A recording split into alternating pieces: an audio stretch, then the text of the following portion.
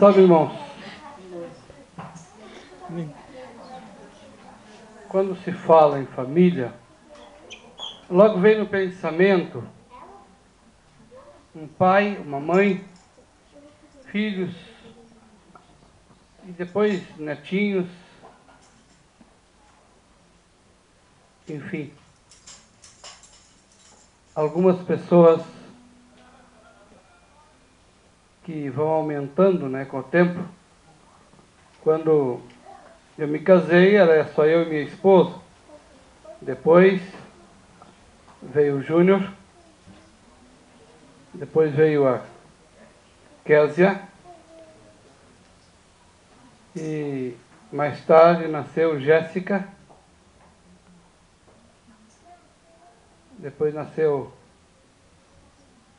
acho que é Sarinha, não sei se é Sarinha, é Sara. Depois Jonatas.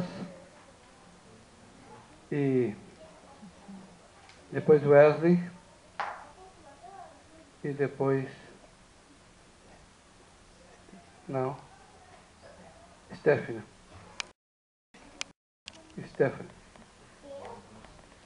E assim, não sei se não vai crescer ainda mais, né? Só Deus quem sabe. Quem sabe daqui a um tempo terei bisnetos, né? E assim vai crescendo a família.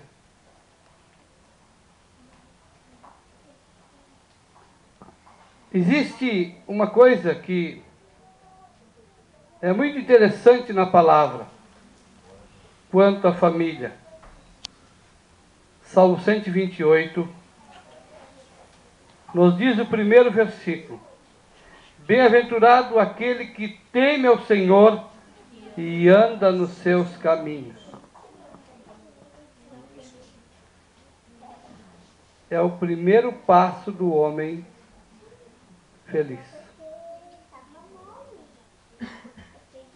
E normalmente, meus queridos irmãos, uma casa é composta, numa família, normalmente tem um varão, que é o homem, e esse varão,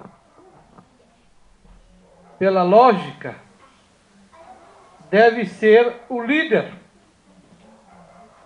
deve ser o guia daquela família.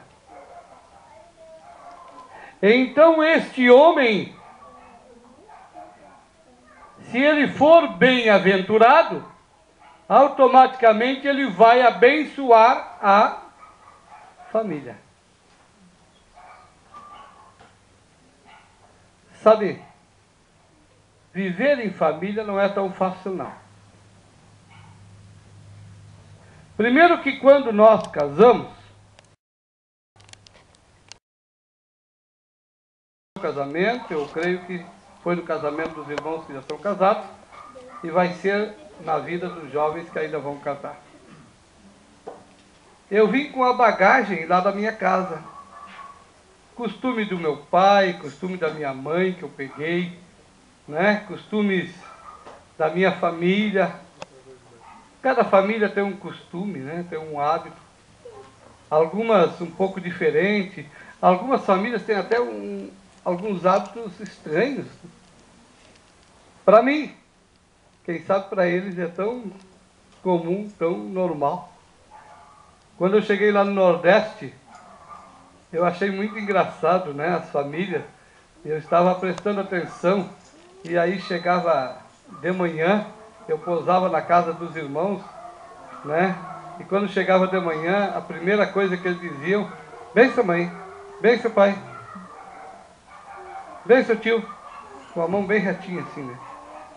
E eu estava tão acostumado a chegar, a beijar a mão, né, do meu pai, ou até o rosto, quando dizia bênção.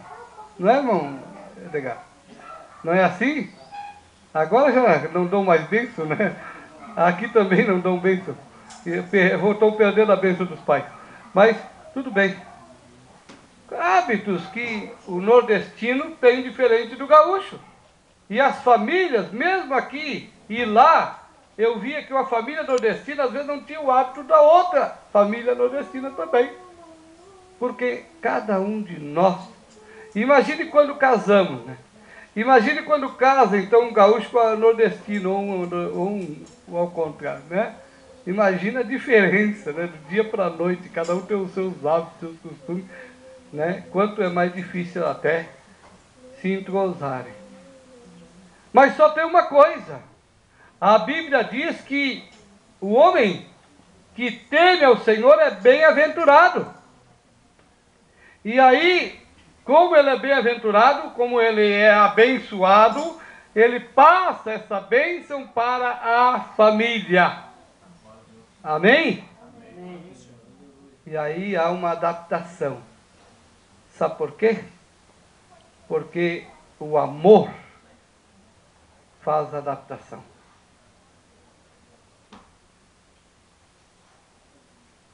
Quando o casamento não é abençoado por Deus, né? E aí os jovens hoje dizem assim, eu arrumei uma mala. Ou a esposa disse, eu arrumei uma mala para mim. Porque não foi abençoado por Deus. Em vez de arrumar costela, né? Que não dá trabalho nenhum, né? Para levar, arrumou uma mala. E às vezes é bem pesada, viu? Sabe por quê?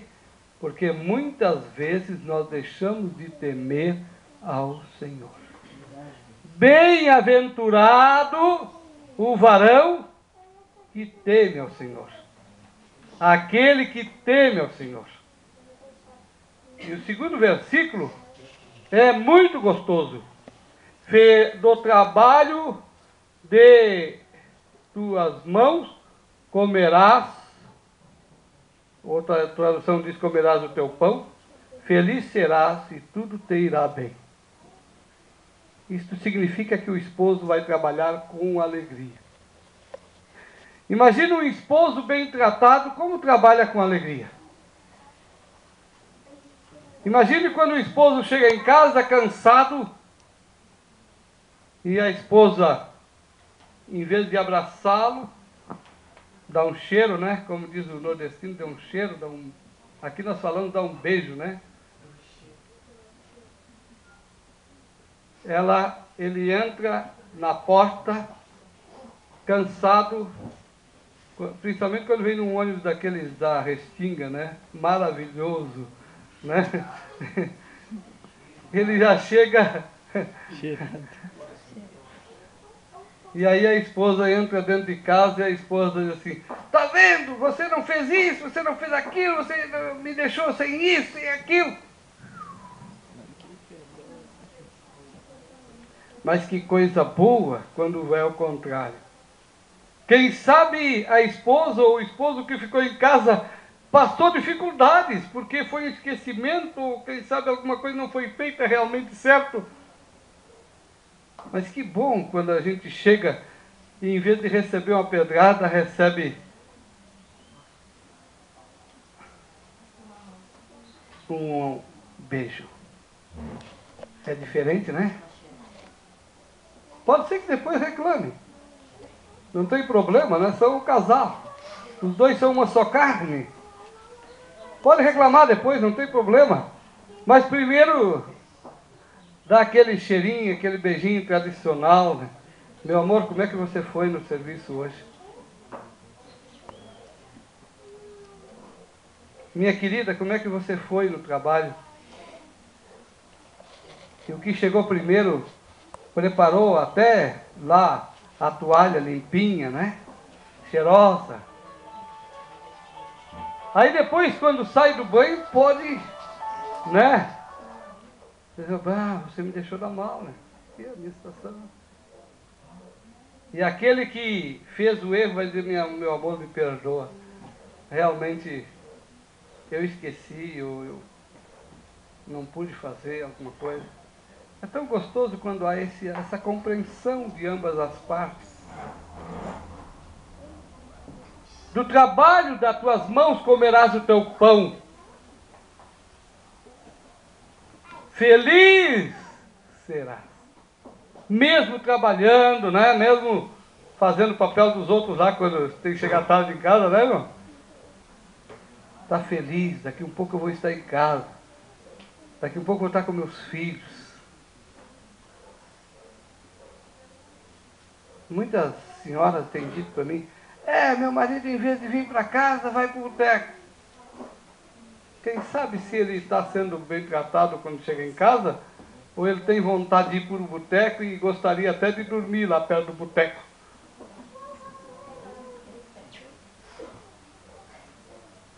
Vi contar de uma irmã, e muitos aqui que já eram da igreja naquela época viram, de contar, e tem um hino até que conta esse testemunho, de uma senhora que o esposo não era crente. O esposo saía com os amigos para beber. E ela convidava aquele esposo, mas ele não ia à igreja. Mas quando chegou um dia, ele fez uma aposta com os amiguinhos de bebida, os colegas de bebida. Olha, eu aposto com vocês.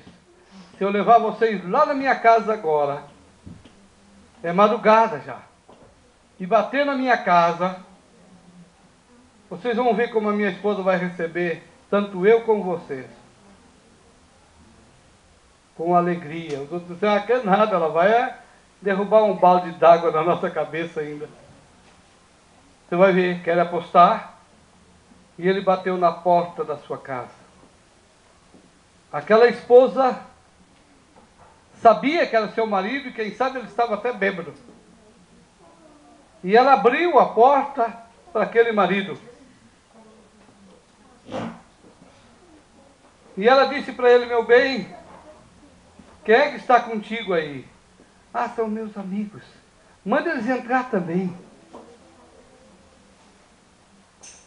Naquela madrugada, tratou aqueles amigos, não sei se ela fez o cafezinho, o que fez, mas tratou aqueles amigos com educação, com carinho. Eles foram embora, e depois que fechou-se a porta, os amigos viram que eles perderam a aposta, e ele mesmo estava olhando para ela, admirado, e ele disse para ela, meu amor, por que eu sei que eu estou errado, chegar essa hora e ainda chegar com um amigo, mas por que você me trata bem? Ela diz, meu amor, eu te trato bem, sabe por quê? Porque eu só vou te ter nesta vida. Já que você não serve o meu Senhor, você não tem a salvação em Cristo, então eu só vou te ter até eu morrer. Depois de morrer, não posso mais estar contigo. Porque para onde eu vou, meu amor, você não pode ir. Porque você não aceitou Cristo como Salvador. E ele olhou para ela com lágrimas nos olhos, e ele disse para ela, meu amor, eu quero ir para onde tu vais. Nesse instante, meu amor, não sei o que você pode fazer por mim, mas quem sabe, ora por mim, reza aqui por mim, mas eu quero esse Deus que te ensina a me amar desta maneira. E se converteu naquela madrugada, podia se ver aquela esposa orando pelo esposo, que nunca mais saiu para beber, ao contrário, o acompanhava para ir para a igreja. Minha amiga, meu amigo, vocês que são casados, ganhem pelo amor. Ganhem pelo amor. Feliz tu serás, que tudo te irá bem. Sabe, que coisa boa quando a gente trabalha e pode chegar em casa e ser reconhecido o nosso trabalho. Reconheça o trabalho da tua esposa. Reconheça o trabalho do teu esposo. Reconheça as coisas que teu cônjuge faz. Quem sabe o chão não ficou bem limpo, mas diga, olha que bonito está. Não sabe como agrada o coração da esposa isso. Uma palavra de carinho. Até porque, meus queridos, quando a gente ama, aos nossos olhos do amor, nossa esposa é linda. Né? Esse dia eu estava brincando com a minha esposa estava brincando comigo, que Deus fez tudo tão certo, né? Nós temos um espelho grande no nosso quarto, né? E a gente vai envelhecendo assim, né? E enxerga a gente bem bonito, né? Porque os olhos também vão enxergando menos, né? Então a gente se enxerga bonito. Ela me enxerga bonito no espelho, eu enxergo ela bonito, né? Porque a gente vai enxergando menos, né? Agora tem que fazer um óculos, né? Para a gente enxergar melhor. É. Mas que coisa boa quando nós podemos nos entender. Meus queridos, já chega de desentendimento. Chega de casais infelizes. Porque ninguém casa para ser infeliz. Ninguém. Olhe bem o texto que diz: tua esposa, no interior da tua casa, será como a videira frutífera. Teus filhos, como rebentos de oliveira, à roda da tua mesa. E aí conclui, meus queridos: eis como será abençoado o homem que teme ao Senhor. Amém? E ainda tem mais. A família que está unida, ela prospera. O Senhor te abençoe desde Sião para que vejas a prosperidade de Jerusalém durante os dias de tua vida. E veja o filho dos teus filhos. E paz sobre Israel. Filho dos teus filhos. Isso quer dizer que veja os teus netos.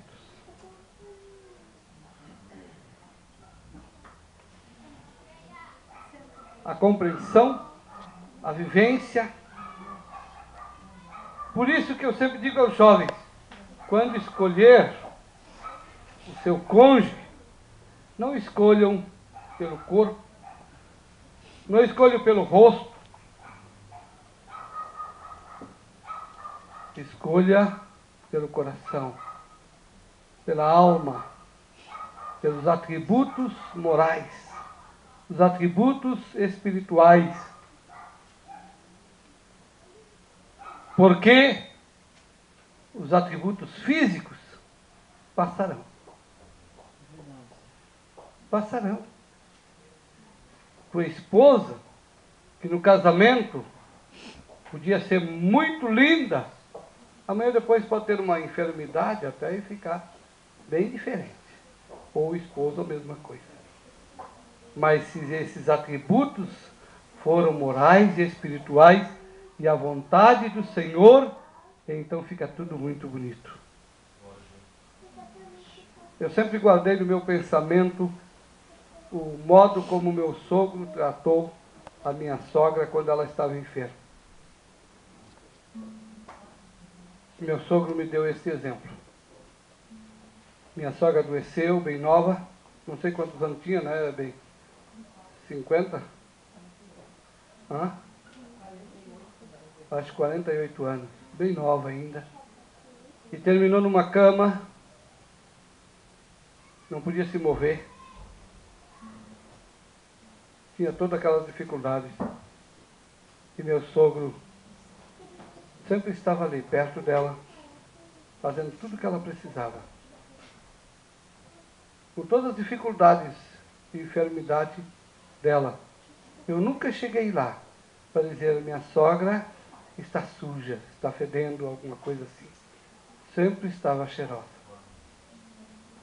Chegou alguma visita, se ela tinha feito alguma coisa que poderia ser sujeira, eu dizia, aguarda um pouquinho, ia lá, limpava, com muito carinho, sempre estava com perfume, perfumada, cheirosa.